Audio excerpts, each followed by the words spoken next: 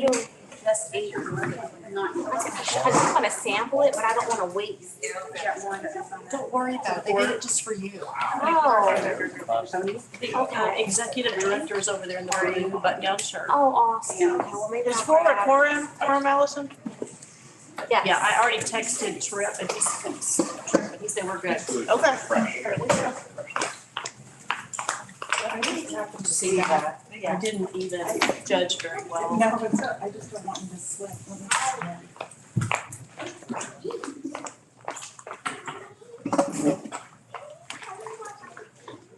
Maggie today. At 9, we put the whole other people. We were all tiny parts of each. Aaron, does that letter look okay? Oh, I didn't read the letter. I didn't want to open it. Well, That's okay. Keep your hands. I know that. I wasn't showing you this, so I will not lean over it with big man. Well, it did look good. Thank you, Susan. I appreciate that.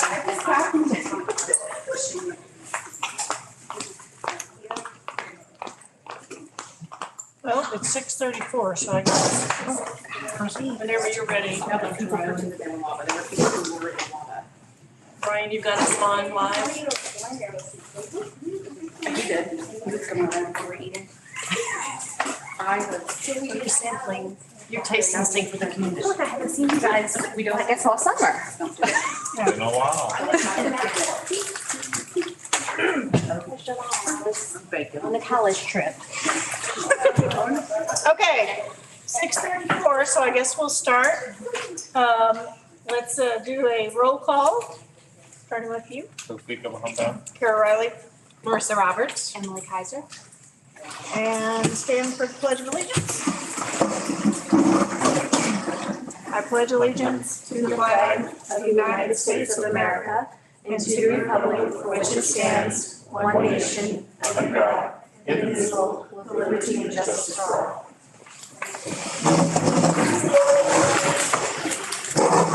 All right, district updates.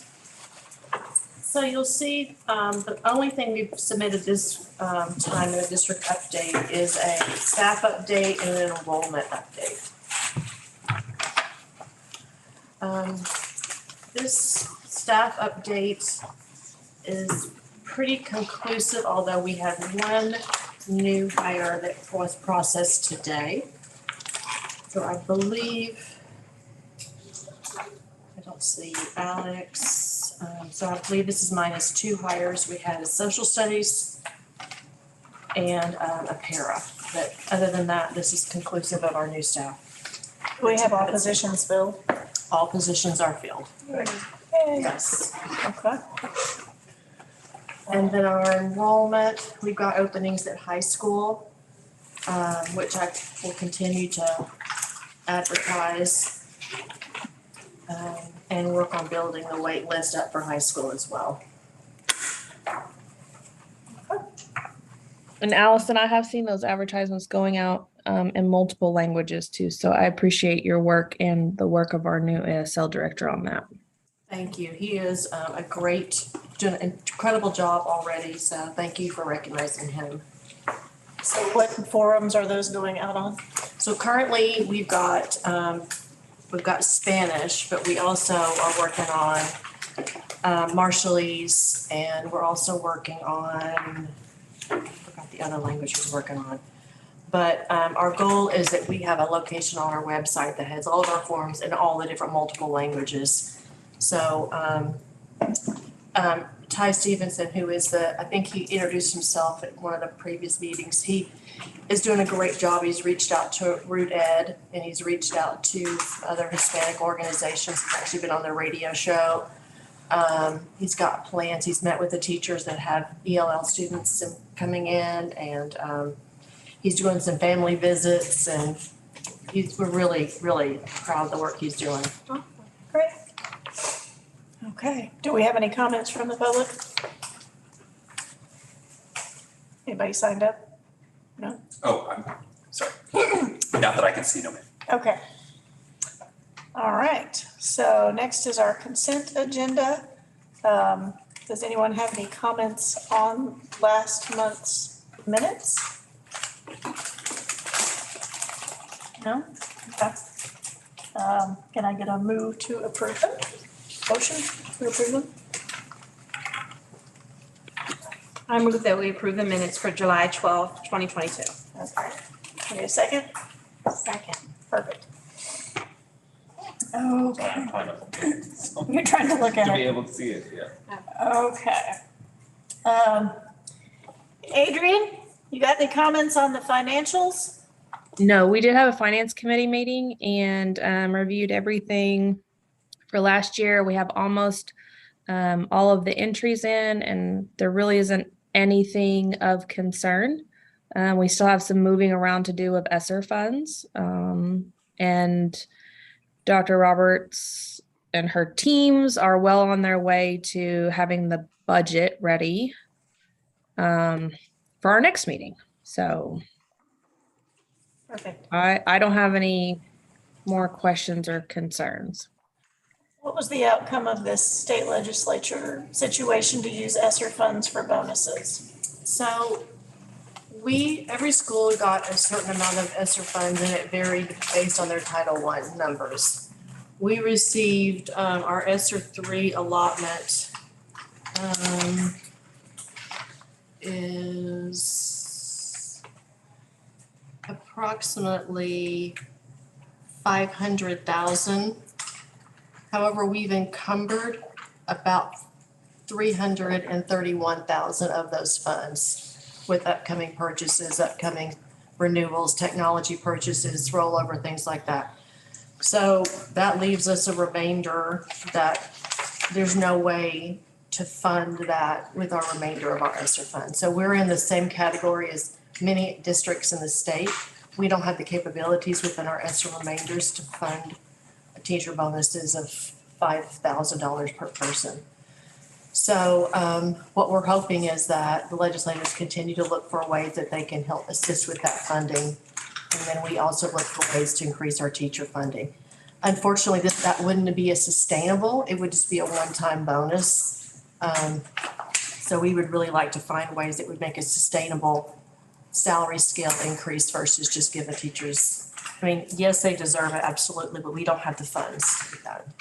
And just to clarify a little bit for those who have not been following this, the legislature came back with this idea after they had already awarded ESSER funds, after schools had already set their budget for ESSER funds, and after schools had already started spending those funds. So that's why, we, among many other schools, are in this boat. So it was kind of an after the fact. Wouldn't it be nice if we told them how to use these funds in this way, but they really did it long after they should have. So just Okay. Thank you for that explanation. All right. Is there anything else on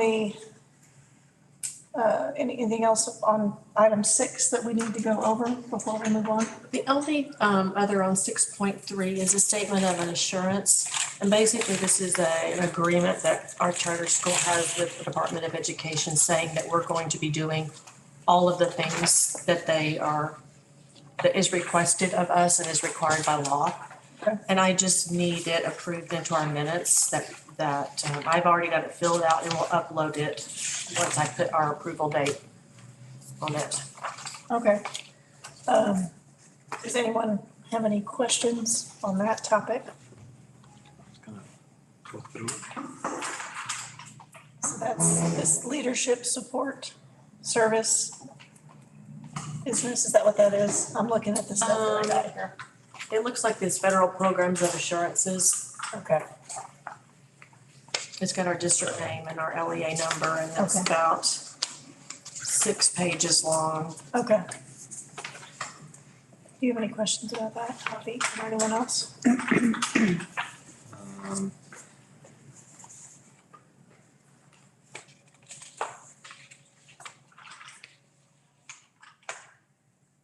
Dr. Roberts, that was 6.3 that you were. This is 6.3. Yeah, no question. No questions? Anybody else? Okay, can I get a motion to approve? So moved. Okay. Second? I'll second. Okay. All in favor? Aye. Okay. New business. Employee handbook. So I sent you a draft. The goal with the employee handbook was really to work with the staff to create something that would provide consistency in operations and establish policies that didn't exist and really be a go-to for anybody, whether they're new or tenured, as far as just the requirements of our district. So we worked on this basically starting in about December, and then we worked on it all through the summer to finalize it. A lot of people had input. Teachers were sent this final draft last week for any other additional input before I brought it to you.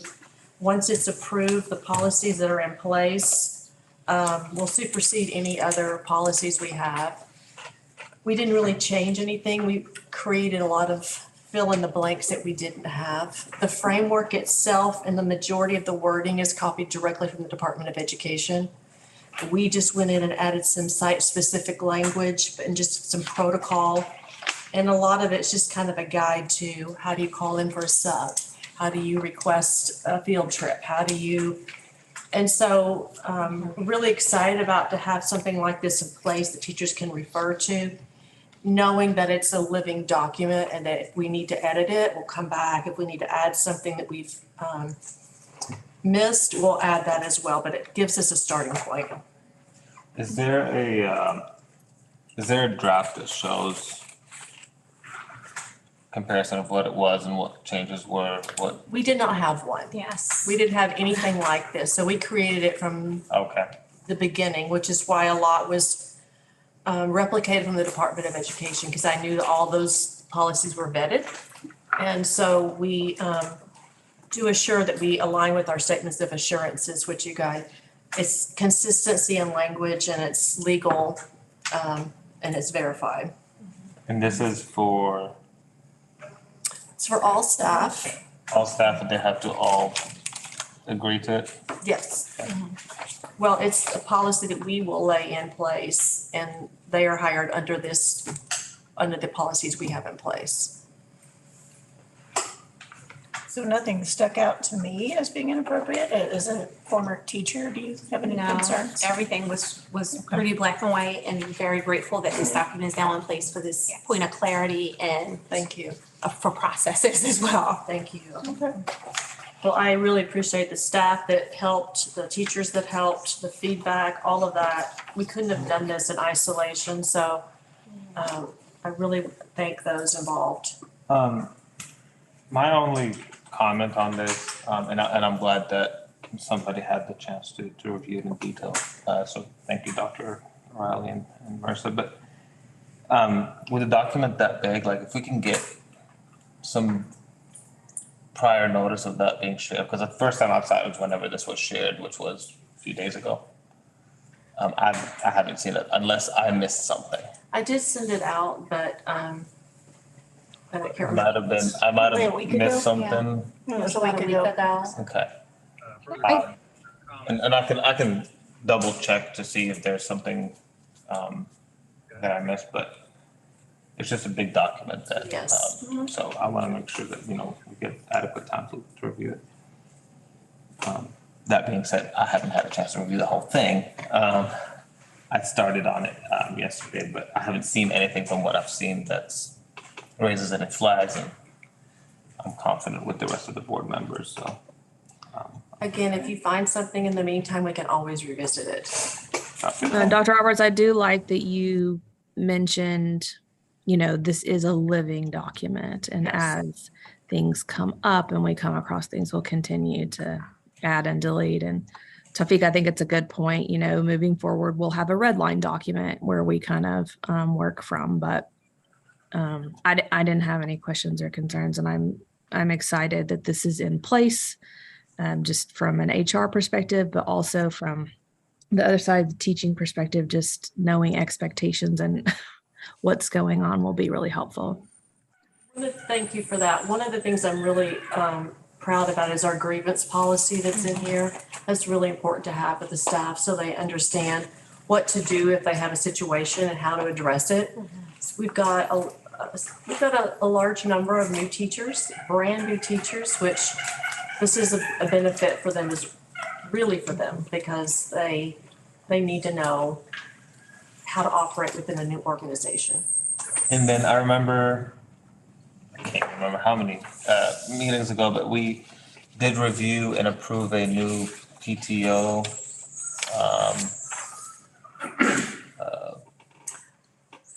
guidelines, I guess. I don't know what we want to call them. Has that been? It's all in reflected here. Mhm. Perfect. Yes. It was a very good document. Thank you for sharing that. So I guess I need a motion to approve. Yes, please. So moved. Second. Yeah, all in favor? Aye. Aye. Okay. Approved, I'm sorry. Emily? Emily did. Okay. 7.1.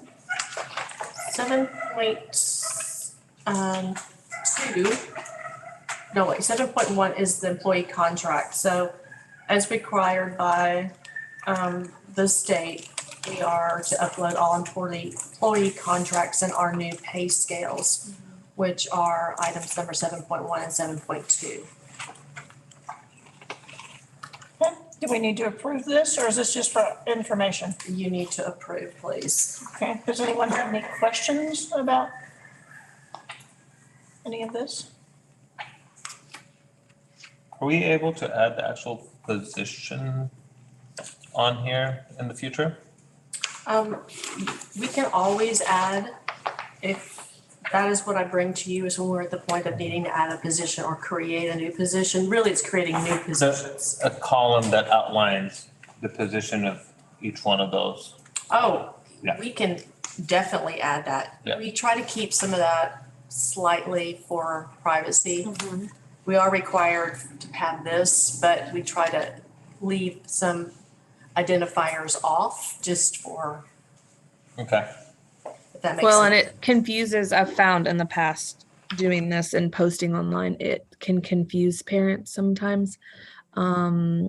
If the position changes mid-year or they are more than one position, things like that. So the information would be found on our website under the faculty and staff directory, and not so much this state required document. I move that we approve the salary schedule. Second. Okay, all in favor? Aye. Aye. Okay. All right, and then we have the student handbook update. Anything you want to point out? So the real changes in the student handbook are regards to defining discipline, giving some parameters of what discipline consequences are and what the occurrences are and the consequences. And then I believe that was the major, defer to Dr. Apple, is that the major one? Yeah, so we have an internal, so what you see in the handbook is, it shows you that there are tiers to, you think of an axis of severity and frequency, you know, that both of those things come into play when we look at that. Internally, we have a document that we will use as guidance. So if you ever have questions yourself on how do we come to a decision on those sorts of things, we can certainly show you, hey, this is our starting point type thing. The second thing was when we talk about, we're going to talk briefly here in a minute about threat assessment protocol and that type of stuff, but we talk about like when we would actually use those, it's actually TA. When you look at that big discipline matrix, it would actually say this is when we would trigger a threat assessment conversation sort of thing. And it also outlines our bullying policy. The clarity in this is going to help us a lot. So Yeah. students understand ahead of time, Candidly, parents can follow. a lot of it was addition through subtraction, you know, just cleaning things up and simplifying what we do. Yeah, I did appreciate a lot of the detail on it. This one I did get to. And now that I looked at the email, it had both of them, so I guess I missed it, so I apologize for I did not notice that the employee handbook was attached to the same email. But I do appreciate the detail in the student handbook. Especially when it came to the disciplinary section and then the dress code. I think those are like the two issues that came up last year that. Well, I know that all four of us as building administrators really worked on this and sat down and had some tough conversations. So it was a labor of love by many involved, and especially when Jamie looked at that. When you see the discipline matrix and what we're using there, Jamie really kind of led the initiative on that. So just a lot of hard work, and I think it was one of those when we all kind of knew what we were looking for, but when we saw what she had created, it was just perfect. Yeah, I don't see any hot topic changes with the cell phone policy or dress code, so, yeah, I read over it, seemed like it was pretty up to the same as last year. Just you so much. details, yeah. Thank you. Sorry, I just want, Well, I was just going to thank you for all your hard work on this. It's very clear, I think, for students, parents, staff, everyone. So thank you so much. I know this was a lot of hard work. And one thing that just slipped my mind is we did update the attendance policy in there candidly, just because that was a draft of a old legislation even. And so we just updated what parents can expect from us and what we should be able to expect from them, and just as mutual parties, how we support students. awesome. Yeah, the only thing I would, again, like if we can get the red line, that way it'd be easier for us to follow those. I did look at both because of the one that we looked at mid-year last year. But that would be helpful. But yeah, this is great, and I really appreciate the detail and the hard work that went into that. And I would like to make you aware, as you are thinking of approving this was a K-12 effort.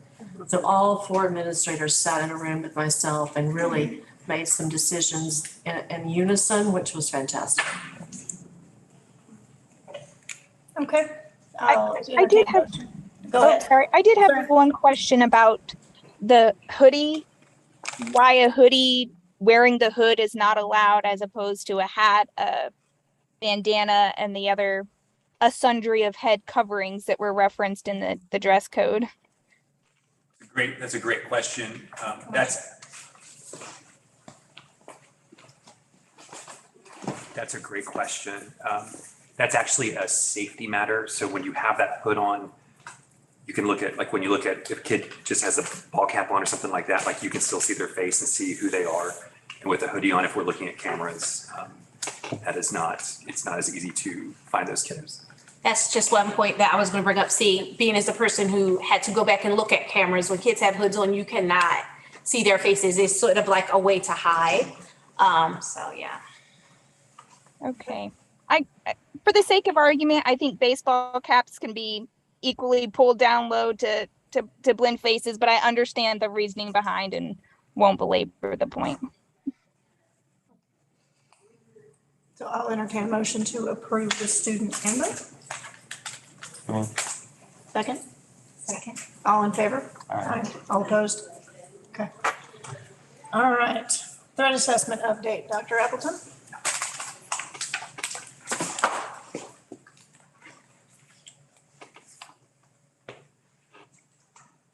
So I believe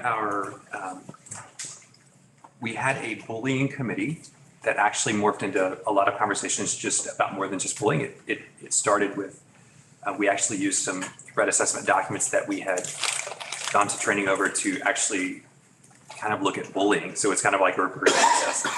But as we went through some situations last year, Dr. Roberts and I began to have conversations about just this idea that big situations, there needs to be transparency in those matters. There needs to be communication in those matters, and we need to have a clear process in place up front. And that threat assessment protocol, those documents that we've put before you, that is the process that we would like to adopt.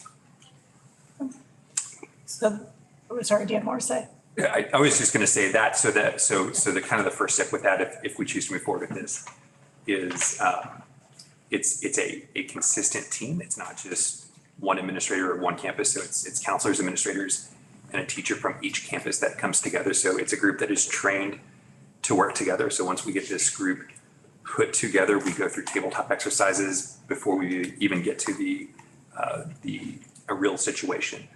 So it's as objective as possible look at data, and not just what is discipline, but how do we continue to support these kids so that we can mitigate any further instances.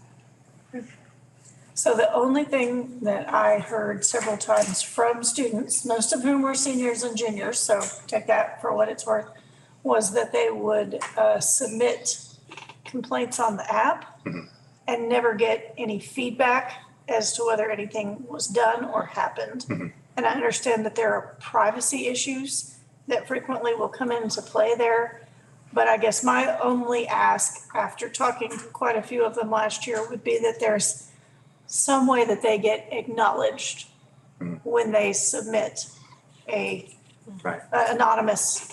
Right, and that is, yes. And as we look at our new platform called Crisis Go, which we got the adult side of that out last year, we did not get the kid side of that, if that makes sense what I just said. But that is coming out, and that will actually let us be able to talk with those kids anonymously and follow up on that. And it's, When is that gonna happen for the? It is a matter, Mr. Skelton, I'm not sure where we're at with Crisis Go and exactly where that comes into play. We have a training coming up in September. But in still using the old system until you guys get done with that just, training? and that's a great point. And that's even one that folks on our bullying task force brought up. So we were actually able to sit down and say, hey, let us help you understand, like, this is the typical anonymous documents that we get that really doesn't give us a whole lot to go on. And we always, we try to, when I have conversations with kids, we always try to talk about there's a difference in confidentiality and anonymity, and we would much rather go with the confidentiality because that helps us explore and get as much information as possible. But also I understand that there's also always going to be a time for anonymity, but that's certainly something that we would do moving forward. As far as the threat assessment protocol, that is detailed. I mean, when we would have to have enough information to actually, say, hey, this rises to the level of needing a threat assessment. We would have to have a great deal of detailed information, which is probably not going to be anonymous. There's probably going to be at least somebody that we actually sit down and talk with through that process. Yeah, I don't know how to balance anonymity and confidentiality, and good luck with that. When you figure it out, you let me know. Because I could certainly understand how you would get these complaints with not nearly enough information to actually do something. Yeah. And kids being well-intentioned, we've seen the erroneous, anonymous, whatever. I think kids have good intentions. They just need to have, and that's on us as adults, further education on, hey, like, you can still come talk to us and your name not get out. Okay. That all for you? Okay, Mr. Skelton, you have a school safety update?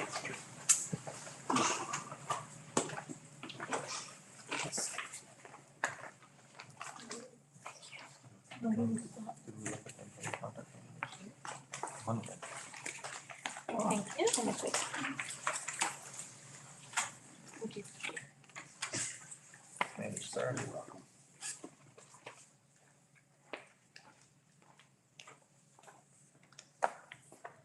Actually, it brings up. Well, good evening. I think my role as district safety coordinator, director blends with Brian in his threat assessment. So I think throughout this year, we'll see that we overlap. But as we overlap, we don't want to leave gaps. Talking about Crisis Go, we have Crisis Go, we have Stop It, we had BART. They all kind of overlap, but I think there were gaps, and that's what I want to close. And I think thank you, whoever put that up. Thank you. That's what I want to help close, so that we're not leaving kids wondering what's going on, wondering if they heard me, or do they even care about me?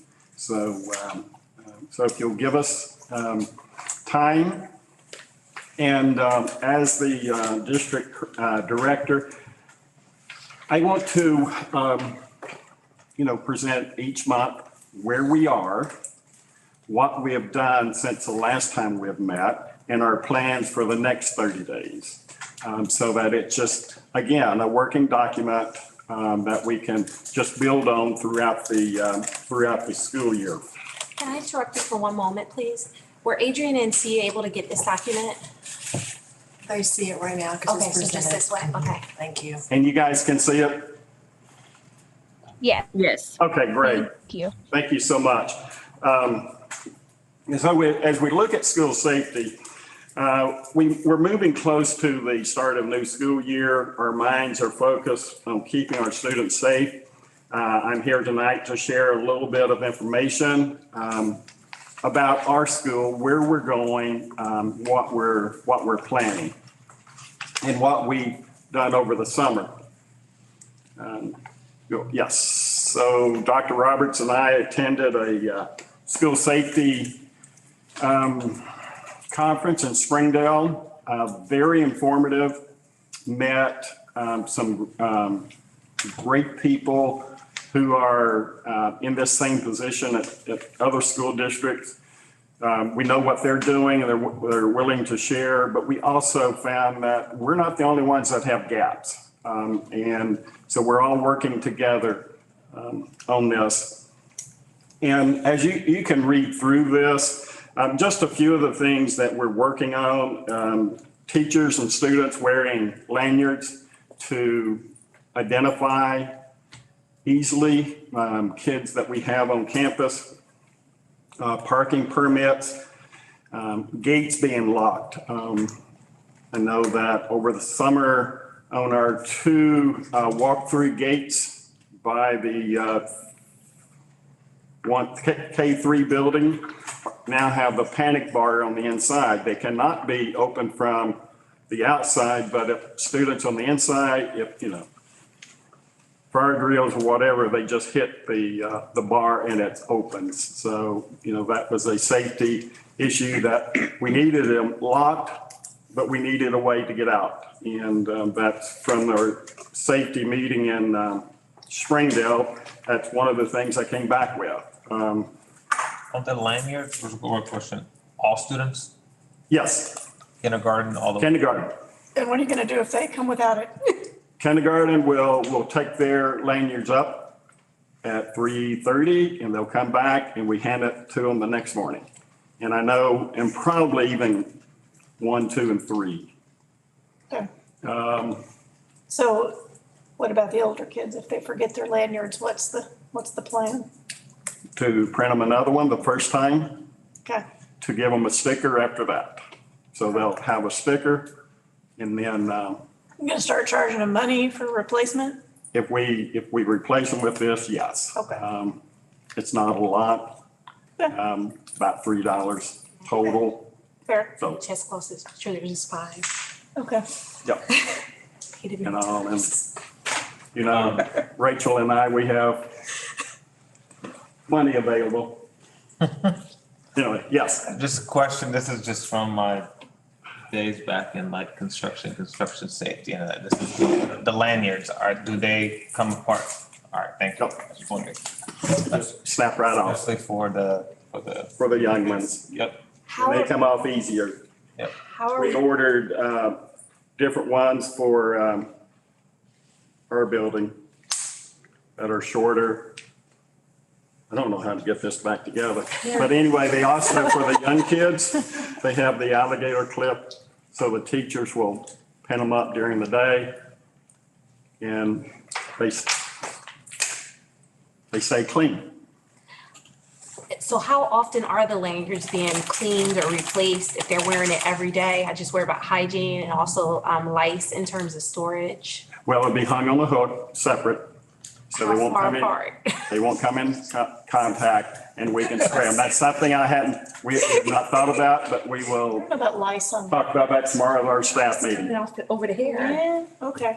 I mean, it's possible. Oh, you messed that up. Okay, moving on, many of you are aware of the governor's initiative in early August, late July, when he reconvened the school safety team, that he came out with $50 million for school safety, which is available through grants, and we'll look into that. But also in that, it made it a law to lock classroom doors. You cannot put a block over the door so that it easily locked. You have to keep it locked all the time that you have kids in the room. So we'll continue doing that and making that a point of emphasis. And Taufeeq, you're talking about construction, wearing the yellow vest. Our teachers, when they're on duty, will have a yellow vest on so that parents, if they happen to be driving by, yeah, teachers are on duty. Students, where's my teacher? Over there in the yellow. In the mornings, you'll see teachers on duty during drop-off wearing the yellow vest. And one thing we're going to initiate this year is our ambassadors / fire marshals helping with drop-off. Just getting the kids inside the building. All of the kids will go through the front door, so they'll help speed that process up. You get me out there and Taufeeq's dropping somebody off, I'm gonna spend 5 minutes talking to him, and there's a car line behind him. So the kids will help keep that process going. The next one, dates of our safety committee meetings. And this committee has not been formed yet, but we'll have 2 administrators, 4 staff members from each campus. And then we'll have a public meeting once a semester. Next one. Okay. What was it? 3 meetings ago, we talked a little bit about SRO and, some pros and cons. One thing that has come out in the past couple of years is CSSOs, which are certified school security officers. They're not police officers. They're security guards that have gone through an additional amount of training, and through the 60 hours of training that is geared towards having gun or being armed on campus. This has allowed districts, instead of working with the local police department and having one of their officers walking the hallways, when then this would be our employee walking the hallway. If you'll go to the next one. The advantages of this is cost.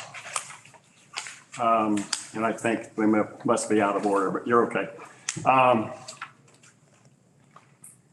Couple of meetings ago, we were looking at SROs, and the pros was watchfulness, internal protection, internal prevention, external protection, positive role model. And we were worried about what our students would think or how they would feel if they see an armed police officer walking the hallways. Very legitimate point. And the cons of that would be that fear and then the cost. Through the CSSO, we're able to do the same things, but at a much lower amount of lesser cost. And you can kind of see the breakdown there.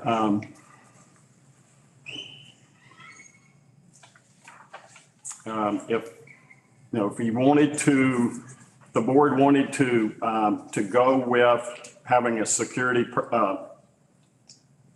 officer on campus, when then going with a CSSO would be more feasible, financially feasible for our district to handle that than it would be to have the traditional SRO. And I'm not really here to one way or the other. Tonight, I'm just here presenting some information. And that's kind of what I was that's what I agreed to do, was just research, come back with some information. Is the thought or like the recommendation, when we look at this, since we have two separate campuses, or one for each campus, or just one that kind of I think works both? I think the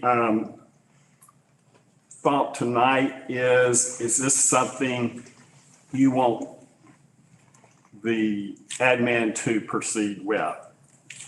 Here's a couple of options.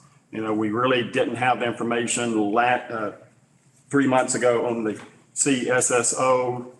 So now we have some general information on school resource officers and an option that is more financially feasible for us to do.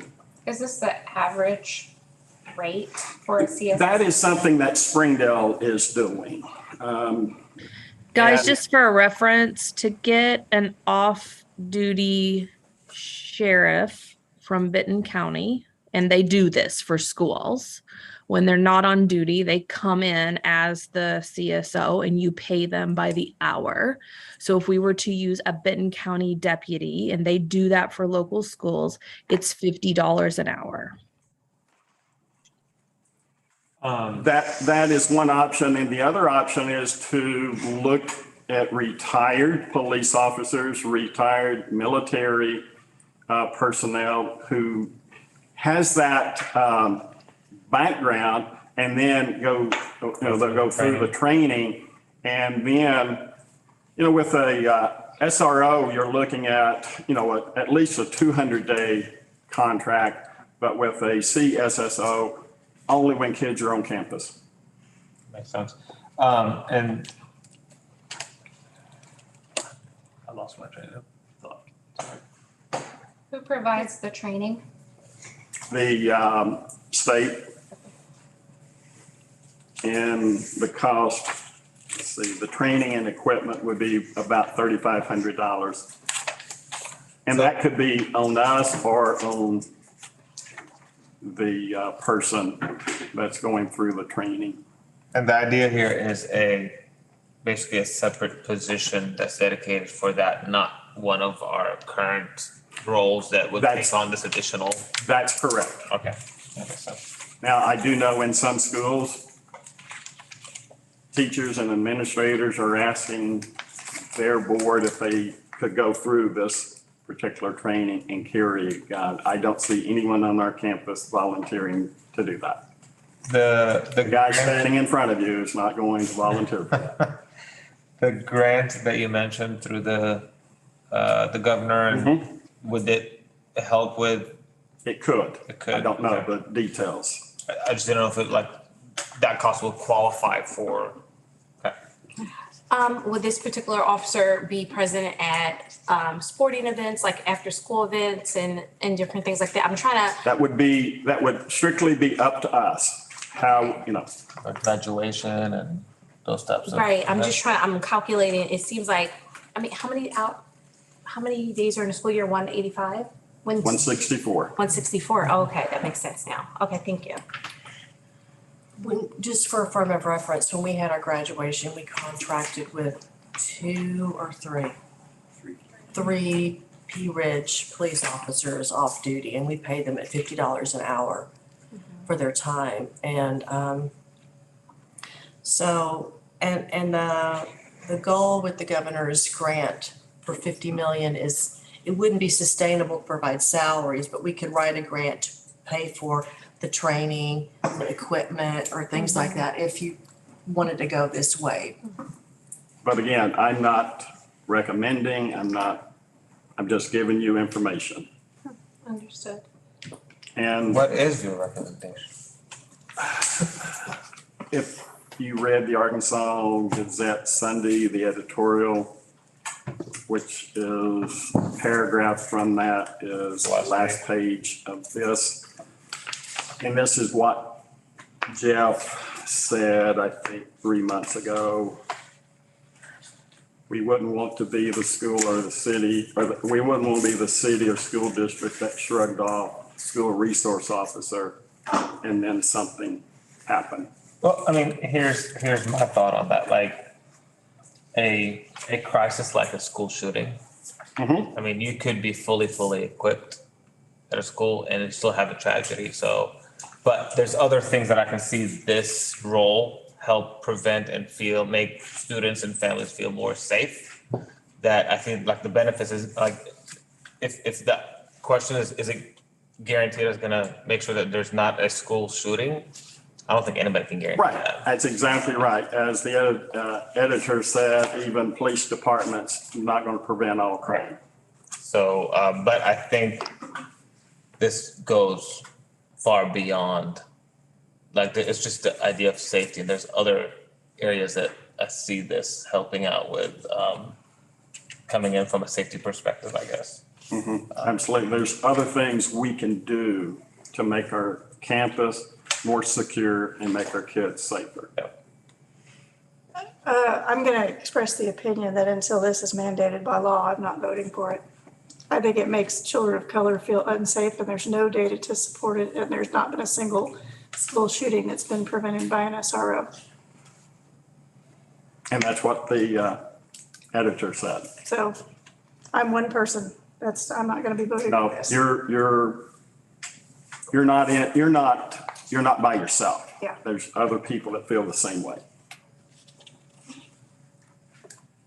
And we're not voting on this right now, right? Yeah. Okay. No.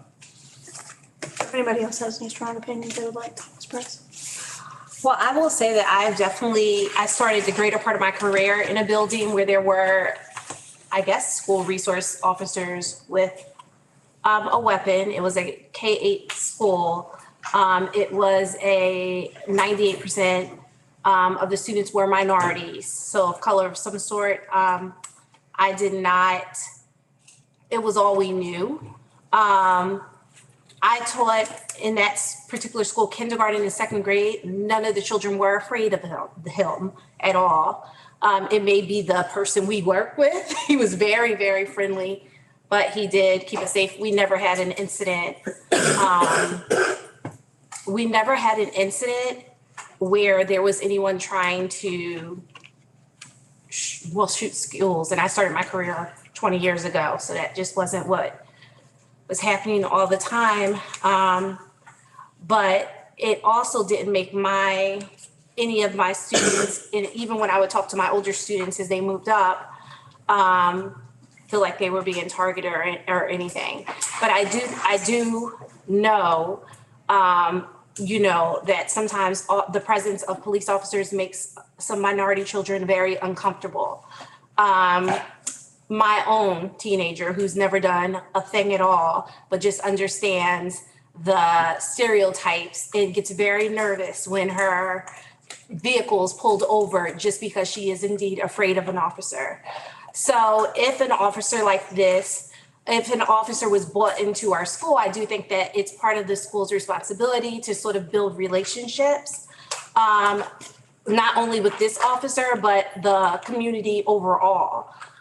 Because I just think that in Arkansas, particularly in other states, so I guess not Arkansas particularly, there is definitely some validity to there being a fear for students of color of officers. Well, I mean, and this is why I like the idea of a school or district employee to have the adequate training and be part of the community and to be held accountable with what our guidelines at the school are. And I mean, you're building that relationship I think is more beneficial than to have a police officer that could be different every other day or whatever. Cause I feel nervous when I get pulled over. Like, it's not, this is just a thing, you know, it's unfortunately it's just the world that we live in.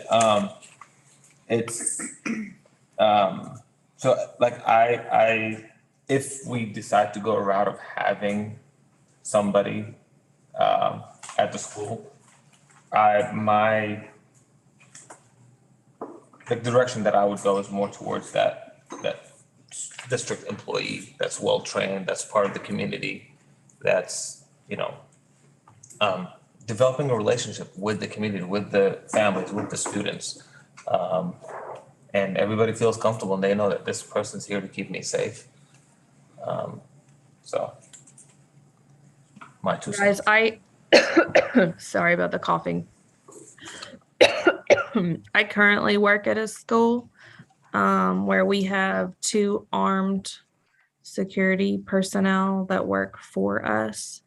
And I will just say, you know, we don't have younger kids at my school. So, but they're 2 of the most loved people on our campus. And it really, you know, they'd go to the safety training and they do the safety training, but it is really about that community building that Marissa was talking about. There's so many kids that feel like they can go to those 2 guys above and beyond anybody else. So, I don't know. I know there's a lot more discussion to be had here, but I see the older kids really, really responding well to our 2 security officers. And, you know, the feedback from the students is that they feel a lot better having been trained in specific security measures. They feel like the older kids feel like, you know, given more information. And then also having those 2 officers there, the community feedback from parents and students is that they feel safer. So I definitely could see where it could be a problem with the younger kids, but I think I would be inclined to say, like Tawfiq had said, if we work really hard to make sure we're community building and kind of hitting the fear head on from the beginning, it would be beneficial. Yeah, sorry. I would just add to the conversation about some reservations about an armed person being in the school. I think, you know, right, our modern day bears out that more often than not, you know, students or young people of color have negative experiences or having negative experiences with different factions of law enforcement, and right, all whose mission is to protect and serve, regardless the circumstance. And so I would be curious, Adrian, you mentioned that you received positive feedback from the community and students. I would be interested in having a better understanding of what our students would feel like, and our particular community would feel that whether it's a benefit in increasing their safety and comfortability at school, or if it's something that is anxiety provoking, and you know, creating fear for students at school. And we may end up with a split, but I don't know that we know what our school community wants, or at least I'm not aware of what that information is if it's out there. What are the next steps? Do we have any intention of putting out a survey to our faculty and staff and or parents and students? Well, I'll jump in if that's okay with you guys. The whole purpose of both the threat assessment and the safety update was to put this as a consistent part of our agenda to keep you informed about what is going on. I think as the safety meetings happen and with the published meeting schedules, if the community wants to provide feedback, they want to attend the meetings, we continue to have these conversations and see where it goes. By no means is this an agenda for you to vote on. This was just to provide information. So one of the things I did with the 4 administrators this year is I gave them core responsibilities in addition to their sites. David's core is safety. One of Brian's responsibilities is threat assessment. Those two really weave in together. And I think as we continue to discuss and explore our needs and get parent, student, teacher feedback, that will provide some guidance down the road. So this is just their updates and they'll continue to update you. So the plan for collecting the parent-teacher feedback is at these meetings? We can always send out a survey. I think a survey would be great. And David, another thing I would love to see is, I assume that you guys get periodicals and publications geared toward administrators at schools. If there's actually any data on prevention or escalation of violence with the presence or absence of either of these kinds of officers, it would be great if we could get a copy of any data that actually exists, because I'm not aware of any data and I've tried to look it up. And there are no good studies There's not. on the actual effect of safety officers at schools. Right. And we're talking about relationships, building those relationships. If that person is a school employee that goes through the interview process with the board, you get to meet them and you we're the supervisors, we're the evaluators. It's a little different than Roger sending a police officer in and say, hey, here's your school resource officer. Make the best of it. We don't, Hey, David, yes, to Kara's point, do we have an option? I mean, it seems like a little bit of a silly question now that it's coming out of my mouth, but do we have an option that they aren't armed? sure. Kara, I don't want to speak for you. Is that one of the main concerns, that they're armed, or are they like, what if, like I ours have are plain overall clothes? concern with them being armed. Yeah, I think the presence of a gun on campus is very disturbing to me and probably to not just me. But furthermore, we're talking about spending somewhere between $30,000 and $60,000 a year for something that has no scientific data behind it, that is a fear-based measure. May I also add, because I'm not sure, having experience being in the schools, there is an officer who is armed who belongs to Rogers Police Department that does walk the hall periodically already. He walks into the building, he's armed, the children are, I was only teaching 5th grade here, but the children were never like alarmed or afraid. They never even asked questions. I don't know. I'm trying to. Yes, The other thing we have to I can bring. Please try again. Turned on my screen. I can bring information back to the board at our next meeting. Okay. I just like to do things that are based on data. And there's no data that I'm aware of on this topic.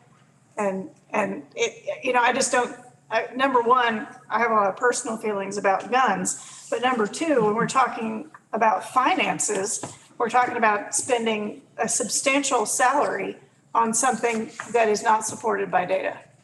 And that in fact may be detrimental to a subset of both the staff and the students. So that's my point. So I'll bring back additional information, research for you for the next board meeting. okay, thank you. And where are we on the survey? We can definitely begin working on it once we get school in session. Perfect.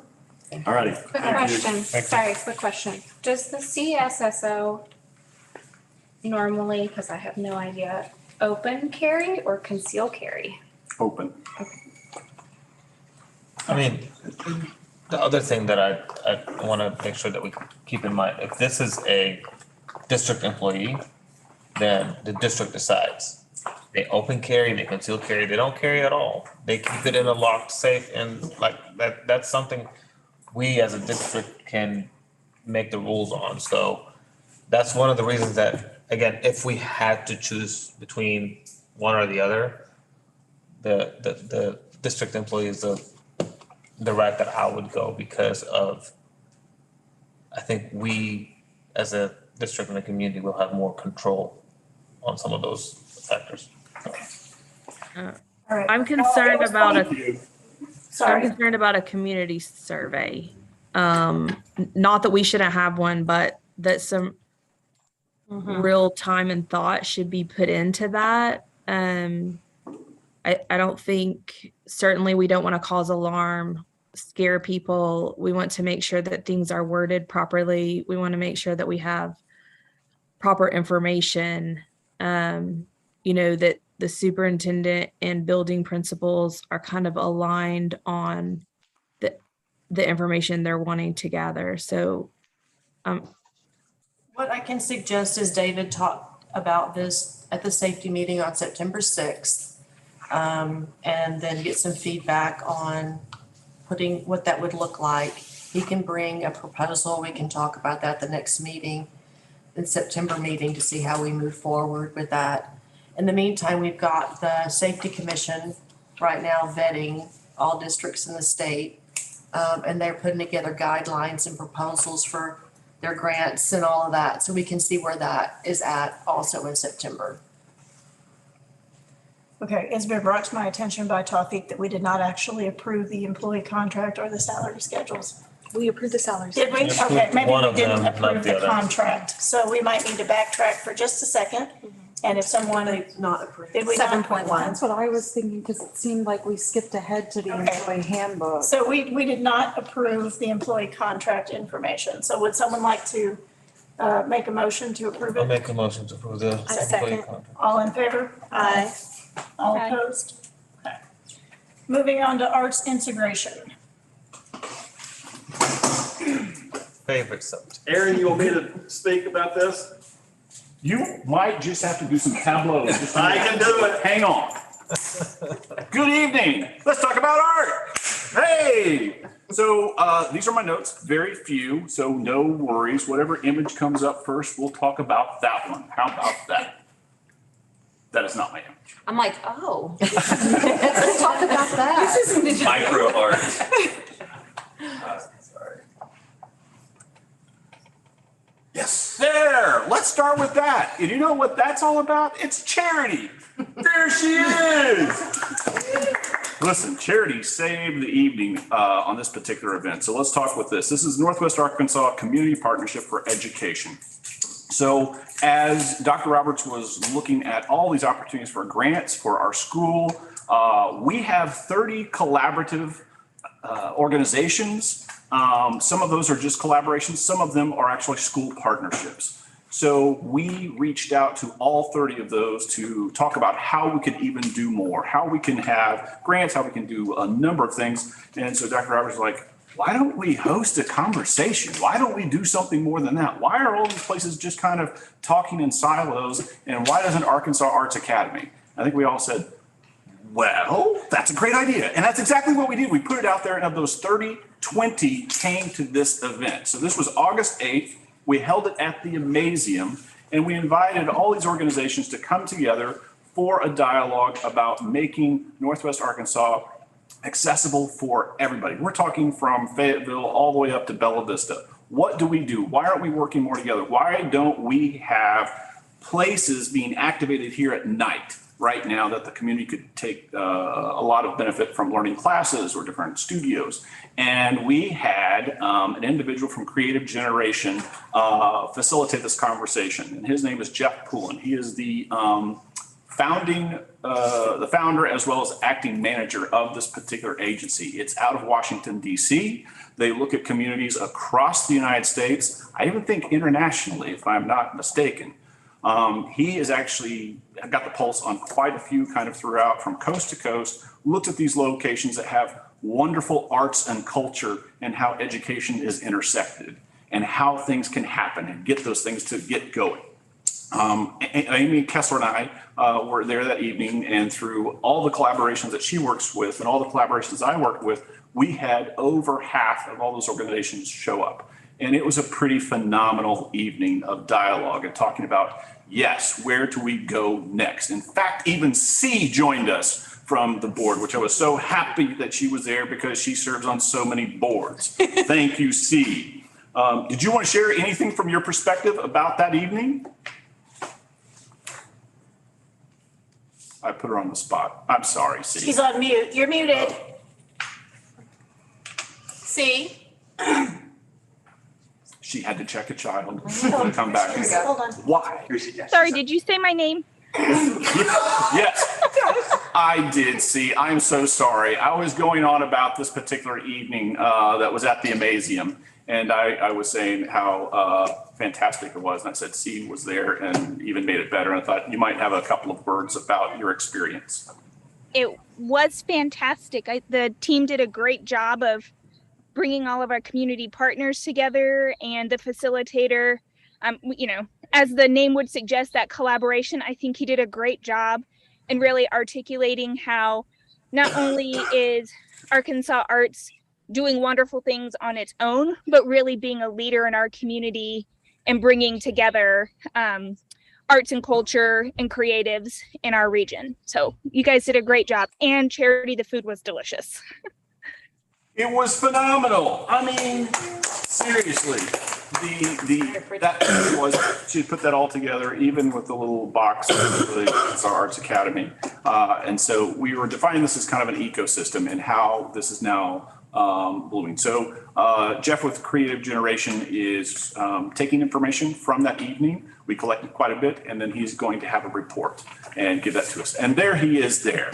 And so that's some of the representation there, downtown Rogers, as well as Crystal Bridges represented there, the Museum of Native American History, Music Education Initiative, Studio Chunky, lots of it. It was a really, really great evening. Studio Chunkies.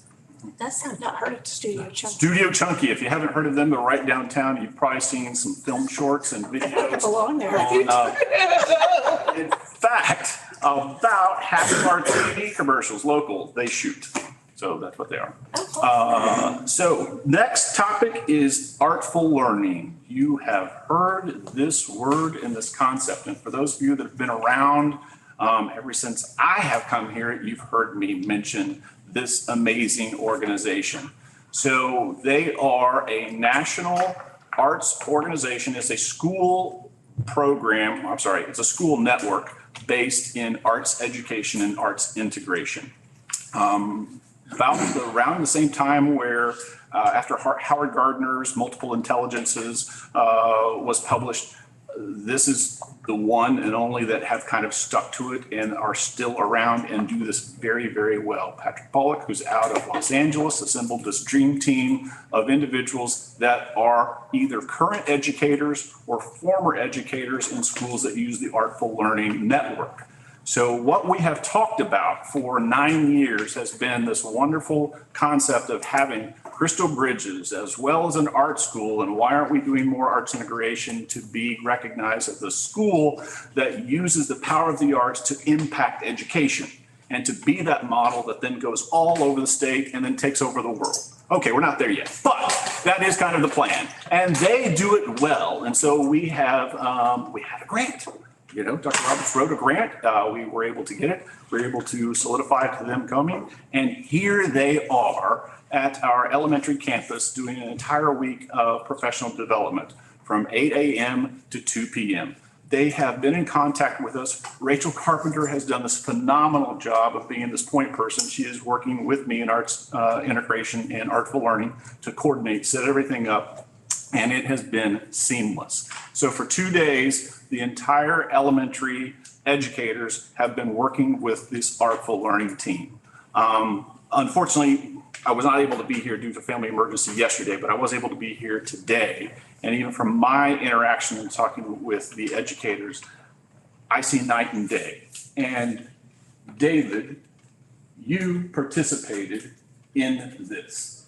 And what is your take on this particular artful learning process?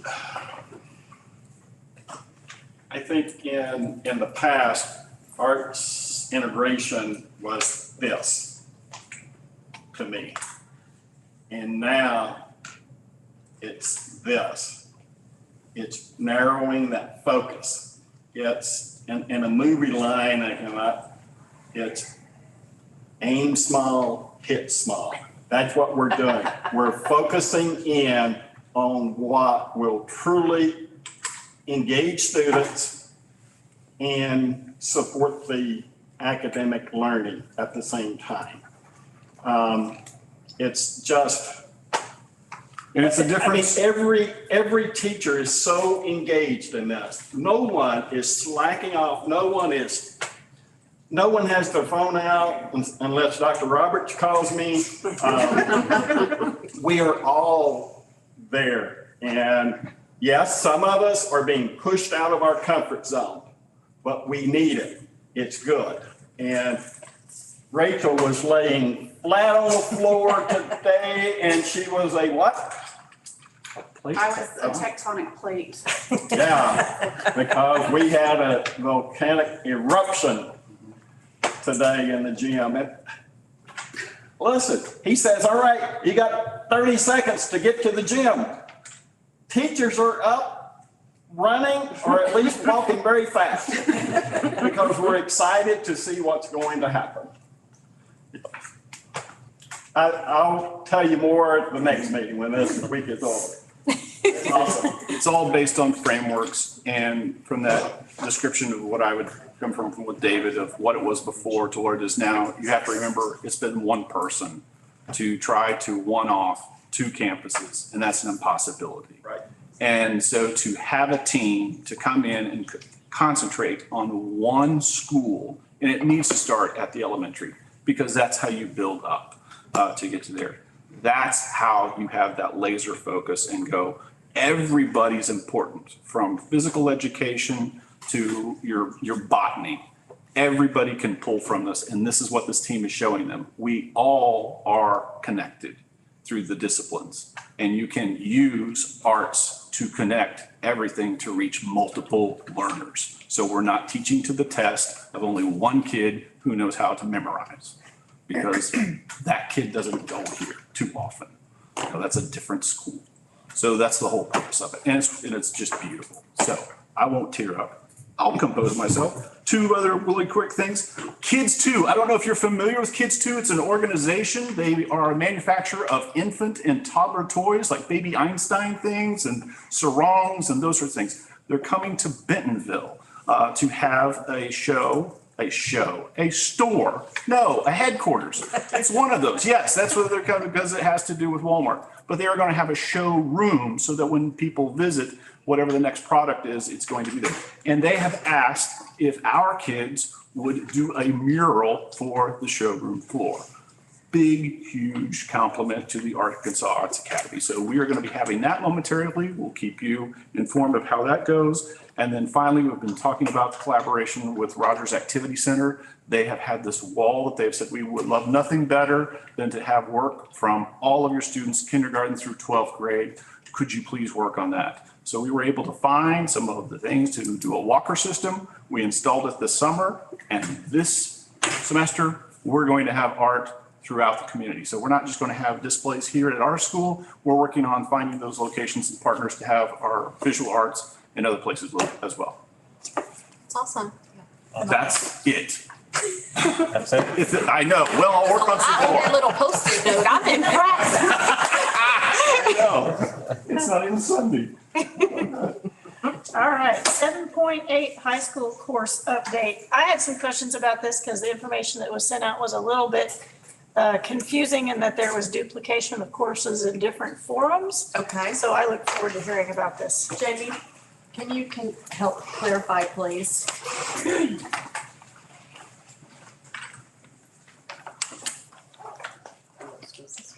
Where to go?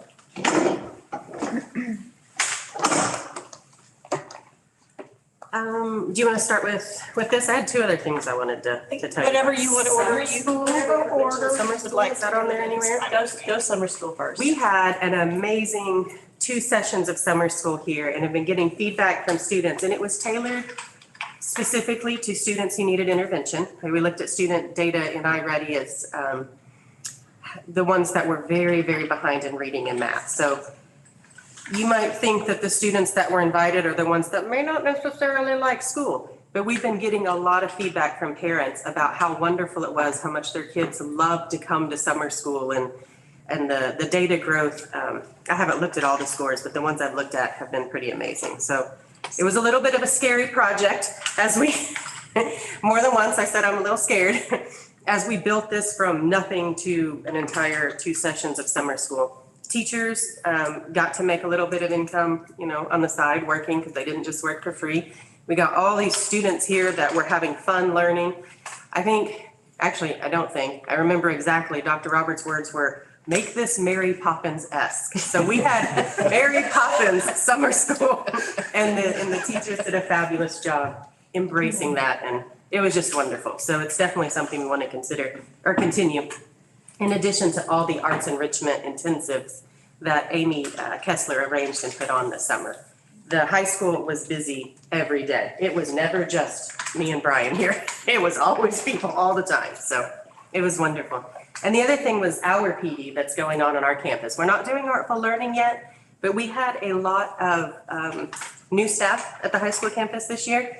And it has been amazing, the positivity happening in this room.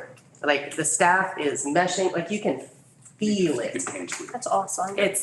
They're going to lunch together, like we're doing a great balance of sit and get like stuff we have to cover with a bunch of new staff. It's a lot of processes and procedures. Time in their rooms, they're working together. We walk the building when they're on their off time and they're in each other's rooms and and the rooms are looking fantastic. These rooms are not just walls with a slapped up generic poster. I don't know where they're getting some of their stuff, but it's like full on home decor, no couches. It's good. We threw away so many couches. No more couches. But it looks amazing. And we have teachers that are very excited to be here, that when they applied, said, I want to work at this school, not like, well, the big districts didn't hire me. So it's really nice around here this week. So these courses that you wanted to talk about. Yeah, I feel like I have a grasp of concurrent, but I was a little confused on the difference between Virtual Arkansas that you paid for and Edgenuity that you didn't pay for. And then are any of these classes replacing classes that used to be live? They're not replacing ones that used to be live unless we do not have the resources to teach them. And there is quite a bit of overlap between the two platforms. We use Virtual Arkansas, and I listed many more on here than we typically use because I wanted you to know what was available. Virtual Arkansas, we largely use for foreign language that we don't offer here because we only offer Spanish. And we have quite a few kids that take French, German, Chinese. We have 35 kids this year taking concurrent credit. So I don't remember paying for French. Okay, you didn't in the past 2 years. Okay. Because of COVID, I had to figure this out too, because I was like, where's this in the line item budget? Well, it hasn't been there. Because of COVID, Arkansas paid for a lot of virtual instruction. Well, that's gone. Okay. And one of our concerns is that we didn't know that was gone when these students signed up for it. So some of them are just now gonna find out, this is $80 a semester. And because the budget's already set, we can't really put that in for 35 kids. So Edgenuity is another option for them that's no cost. We purchased Edgenuity initially to help with credit recovery. We also did that over the summer, which was not Mary Poppins. It was not, they were not as happy up there. But they got their credit recovery done. So there is a lot of overlap. Edgenuity, I think, is the platform we're going to use the most because it's self-contained. But there is something in Arkansas law that says if you have a foreign language, you have to have an instructor. Edgenuity doesn't offer an instructor. Virtual Arkansas does. That's why we have two platforms. So how are we gonna deal with it if the kids don't wanna pay? We're gonna have to switch to We're gonna have Spanish? to tease that apart. And yes, they can still do Spanish 1 and 2. Foreign language is not required to graduate. It is required for a lot of scholarships, which is why we encourage it, but you can graduate without any foreign language. We don't really advertise. Can we use that. any ESSER funds on that? We can do, depending on the kids, we have different pockets. You have Title I money, we have Okay. Penny Vento, we have some of these other pockets. So we will meet their needs if they cannot financially meet it. How are we proposing to review and decide who are we gonna help out and who are not based on their needs? They'll go through the counselors. Okay. Yeah. I will say that, I mean, having a high school senior, and I'm sure you would experience this as well, most college applications, they are looking for our students to have at least 3 years of foreign language. That's why we encourage it. Okay, because I mean, I really worry about a kid making that decision. Right. And not knowing in the future, you know, it can hinder their chances of getting into a traditional four-year university. So. Yeah, we encourage it and try, and we've got we require fewer credits to graduate, so they got that option to take more arts, to take foreign language, and they've got plenty of options to take, or I think that's what I'm trying to say. They have plenty of opportunity to take lots of credits, and most students, I would guess, at least 80, maybe 90% do graduate with 2 years of a foreign language. Okay.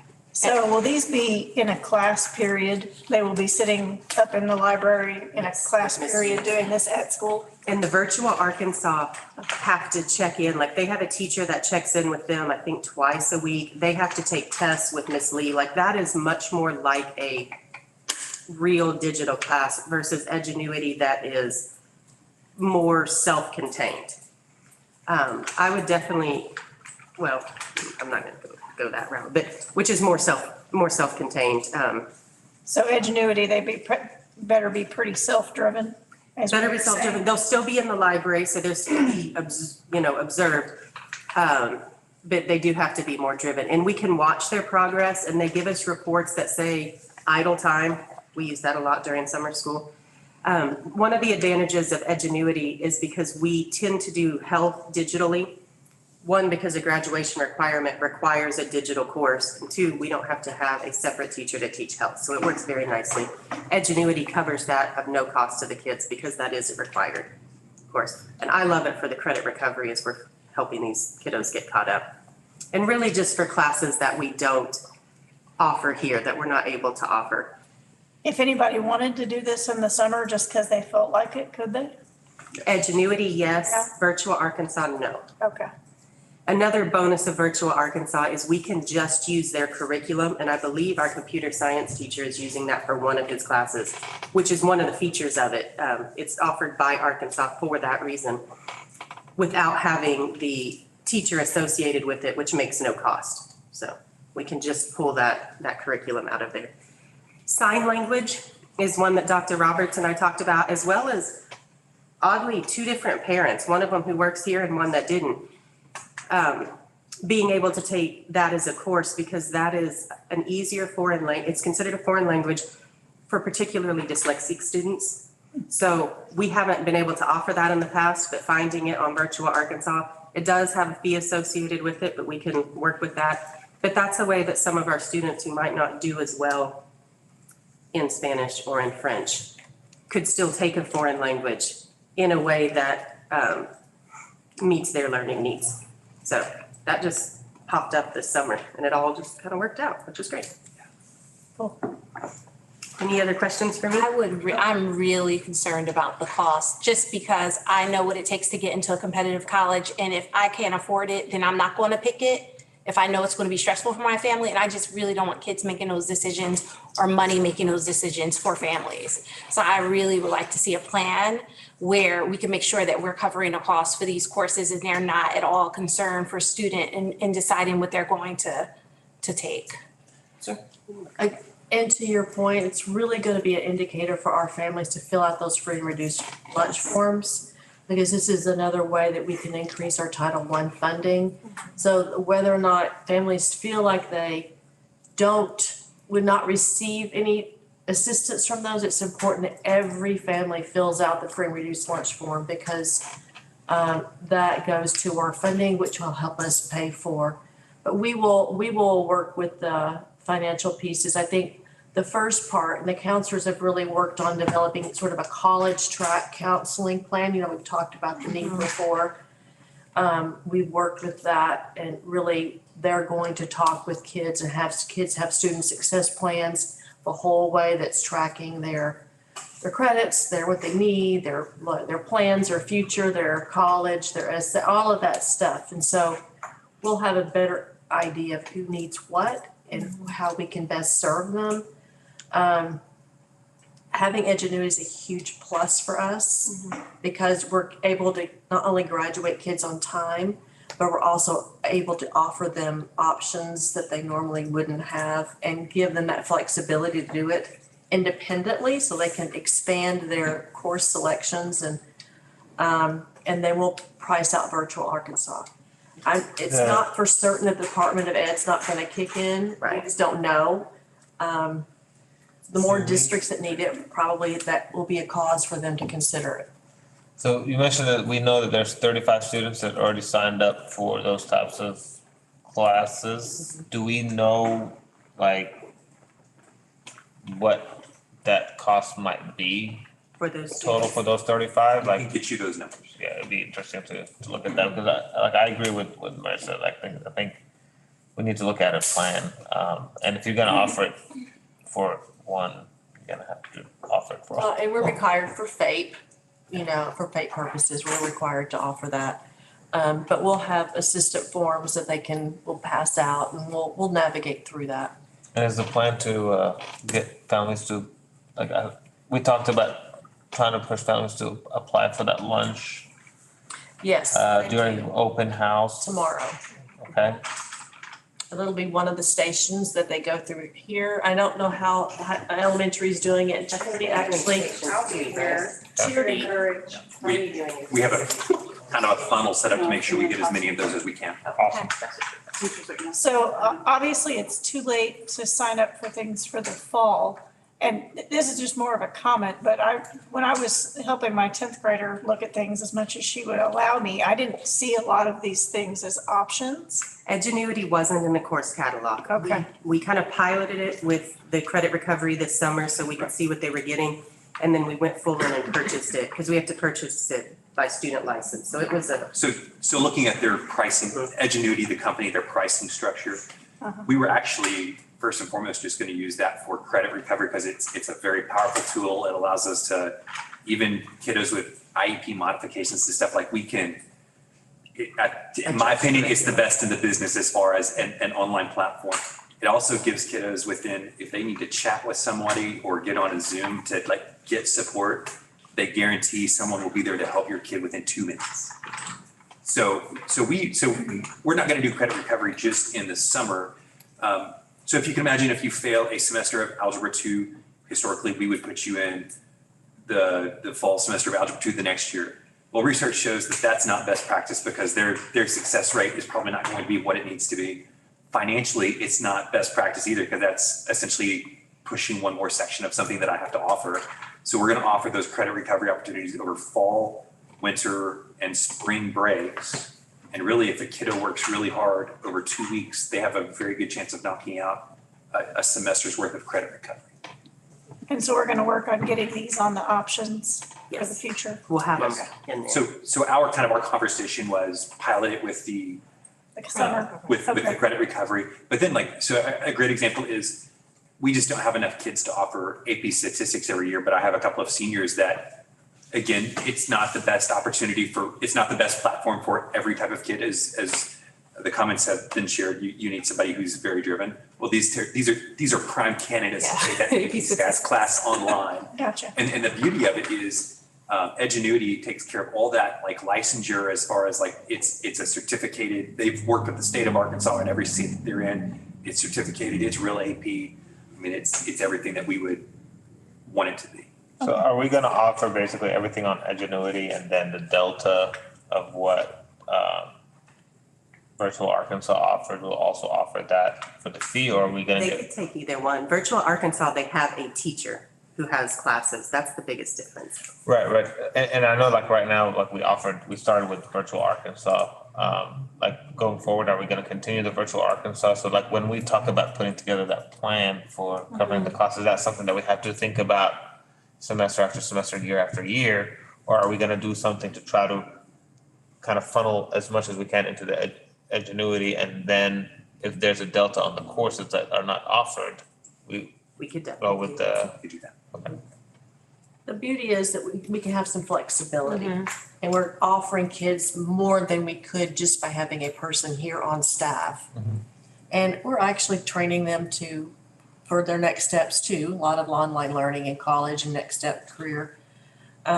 Before I forget, someone mentioned AP, I guess it was AP stats, but our new counselor, Amber Foster, is gonna manage all of our AP exams here on campus. So she's done that in the past, so we're very fortunate she's gonna be able to manage that. We also have the funding to actually give kids money for getting certain scores with AP, which the high school administrative team will talk to students about. So if they score 5, we can offer them $500, 4, 75, 3, 50. So we've had the funding to do that. It's just not ever been used for that, so. Oh, It's a wonderful Yeah. incentive. Other Yes. schools do. Yes. Yeah. That, that is a big motivator for us. Yes. Dr. Roberts, I think we touched on it a little bit last meeting, and I don't know, with the beginning of school and all of that. Can we get on the next agenda a report from the college counselor's Absolutely. office on this last year? Things like our graduation rate,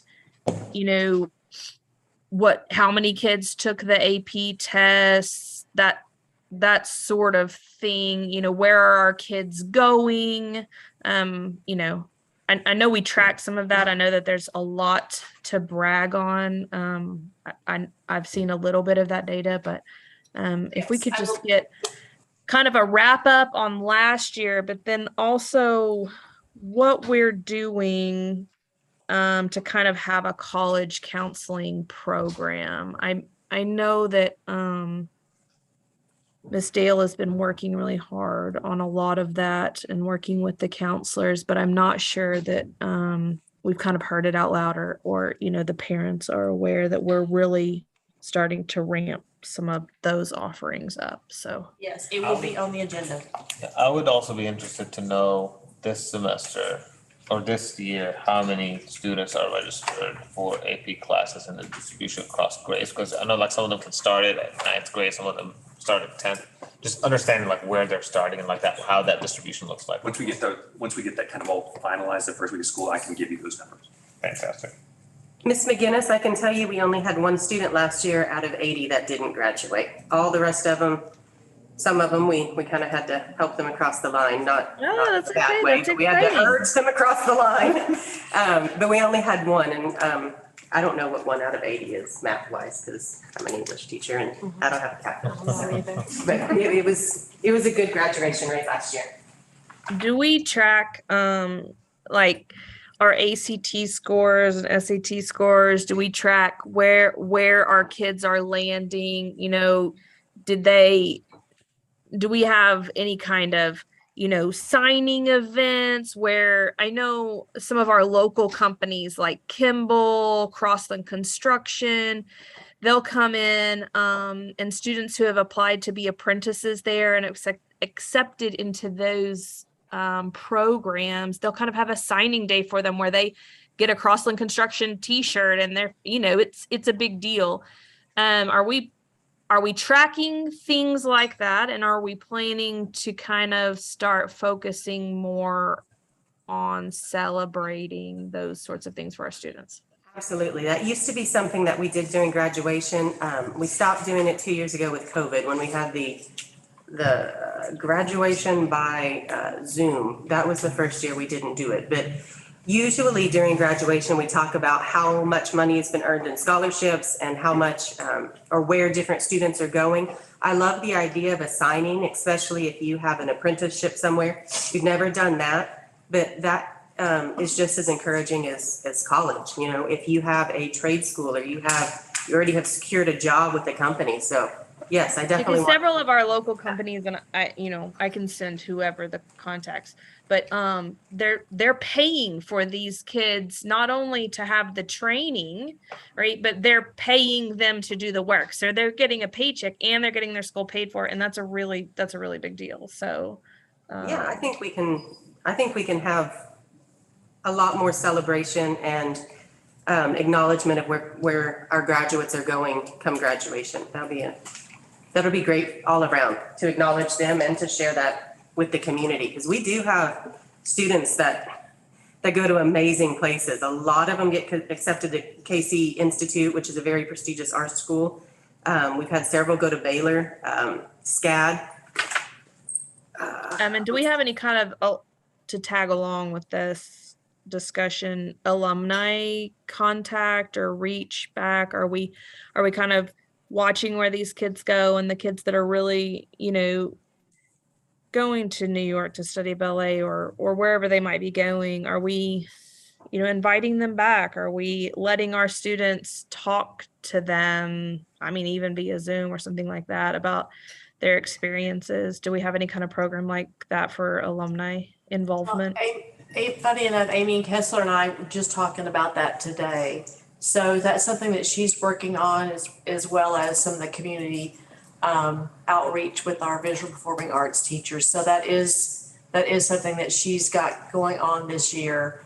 But if you think about it, these are great opportunities and ideas are fantastic. But this fall is the first fall since the fall of 2018 that schools haven't started with COVID. So we are starting officially post-COVID with no masks, no regulations. Community partners are wanting to engage.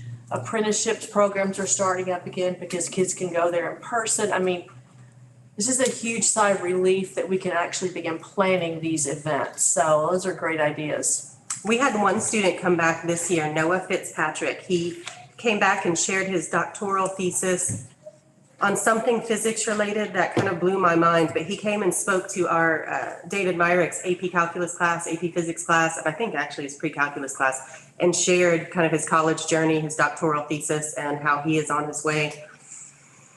I can't remember what university he's working with in Oklahoma. Well, probably University of Oklahoma is most likely it. But yes, we have had one.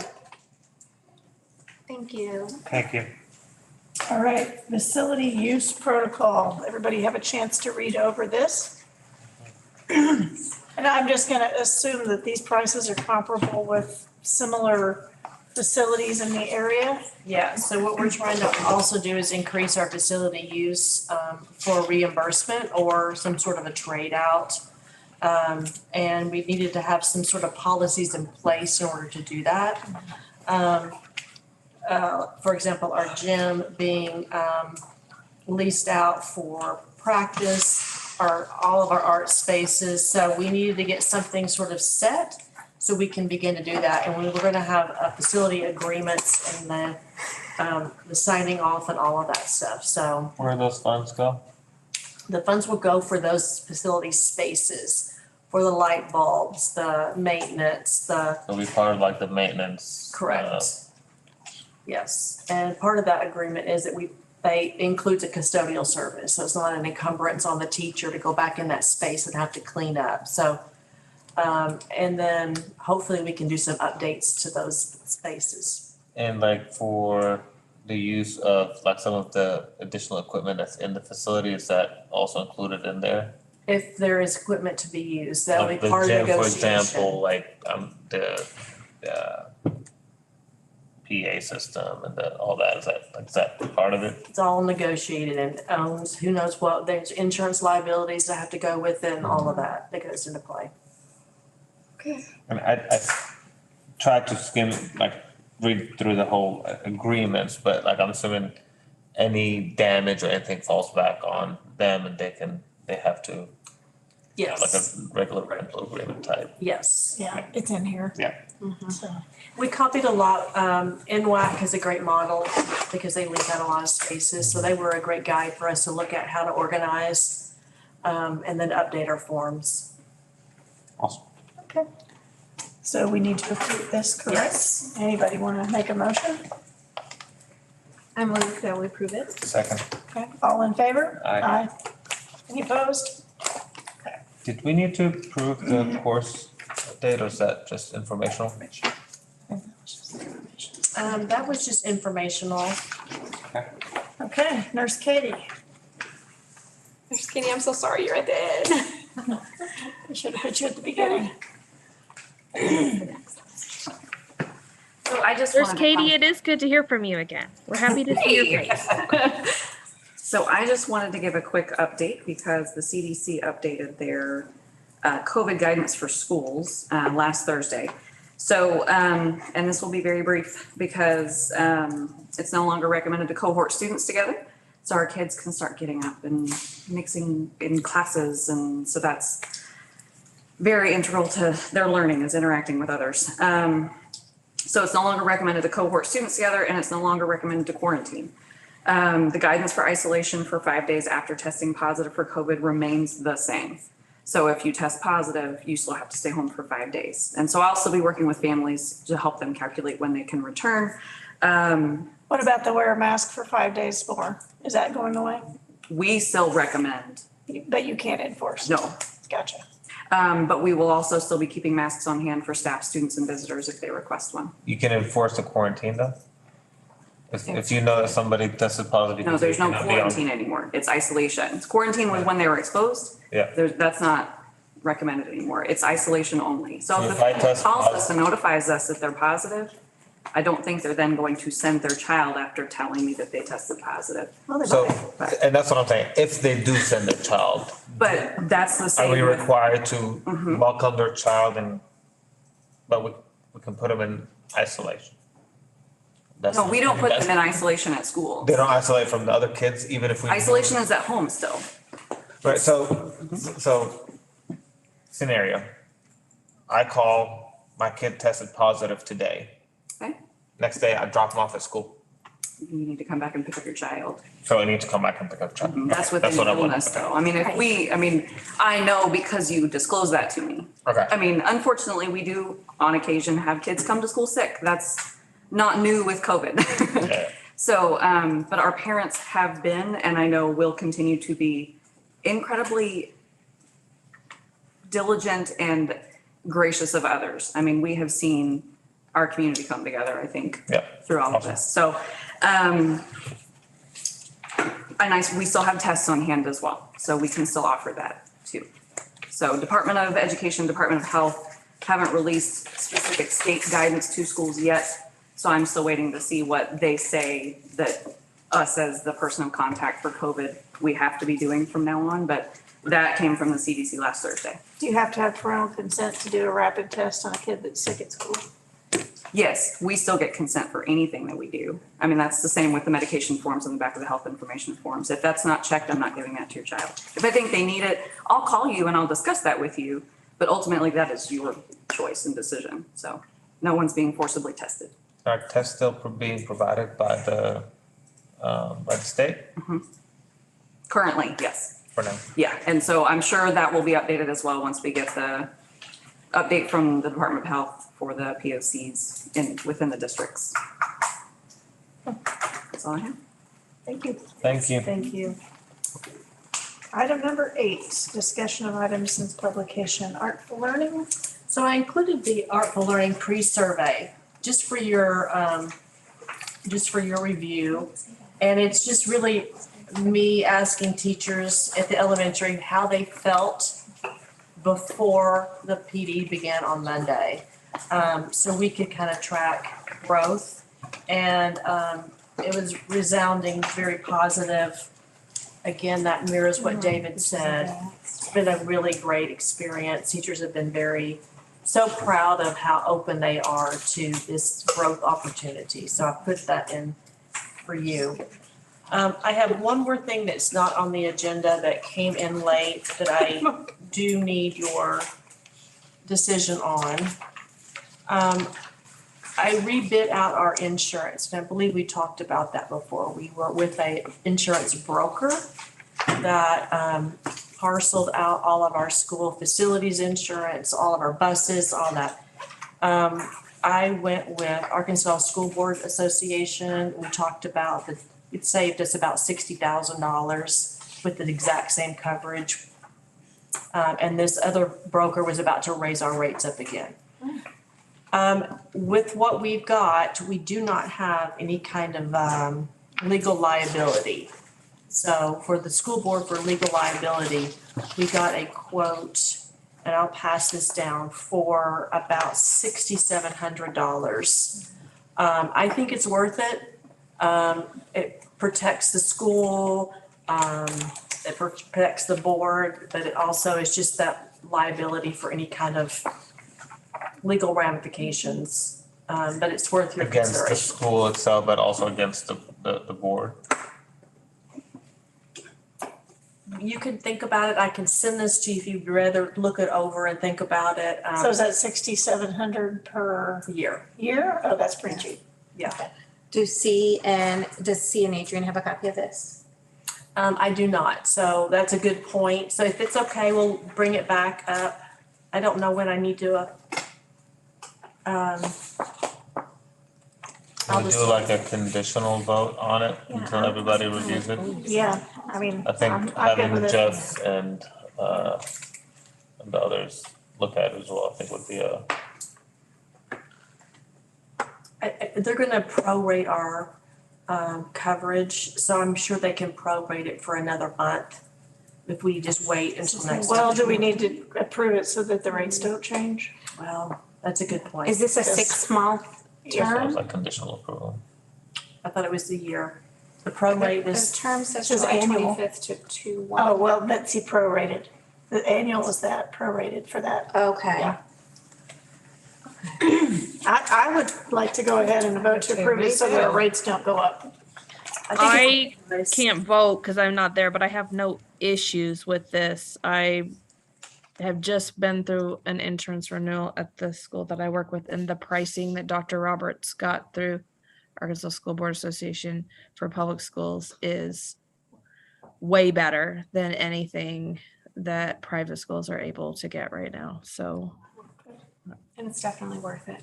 I don't have any Yes. concerns. A lot more than that. So would someone like to make a motion? I move that we approve the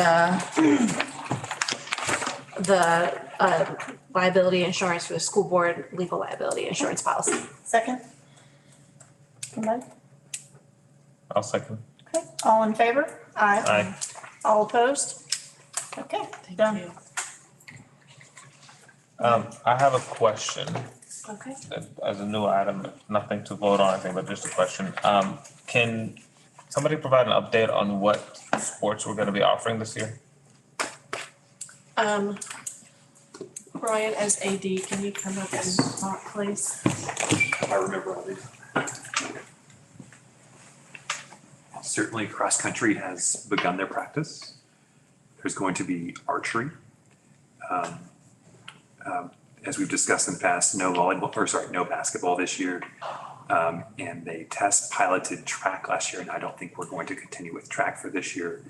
And there is going to be soccer. So my understanding is cross-country, archery, and soccer. Mountain Mountain biking? Yes, there is mountain biking. Okay. As you know, that's a third party. Yes, we have a NICA team that wears a AAA jersey, and they are practicing. I think their first race is September 12th. Coming up. So the only thing we lost is basketball because we did not have a coach, right? Correct. Yeah. And Well, we never really had cheerleading, did we? Did we have cheerleading? Sort of for a few minutes, for a few minutes, but we're not having cheerleading. No. correct. Okay. Right. And NICA, just a reminder, I need to publish the NICA dates on the Facebook page, but those races are coming up very soon. Soccer, is it through the activity center or is it It's AAA, AAA? Arkansas Activities Association. Thank you. Yes, sir. All right. Okay. Do we need to go to executive session? You're gonna hate me. Okay. You're gonna hate me. Yes, Oh, please. yes, you do. All It's gonna right, take fine. hopefully. Off we go. Oh, gosh. Great, well, it's messy, okay? I'm sorry. We have to. Are we going to vote? No. I just want to make it over.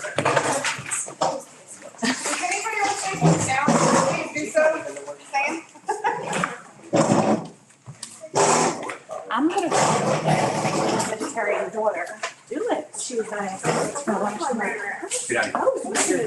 It's also already closed. I love it.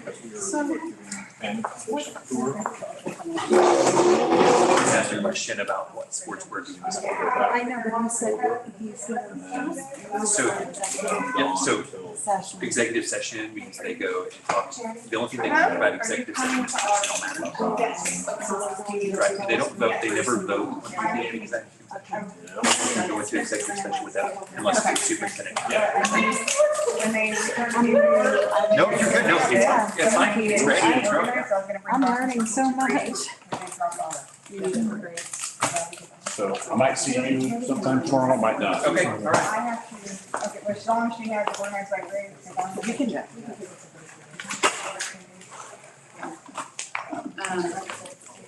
Yeah, we're gonna talk about it tomorrow at our faculty meeting. So we'll separate all the ones out and we'll have a free reduced lunch policy by grade. Okay.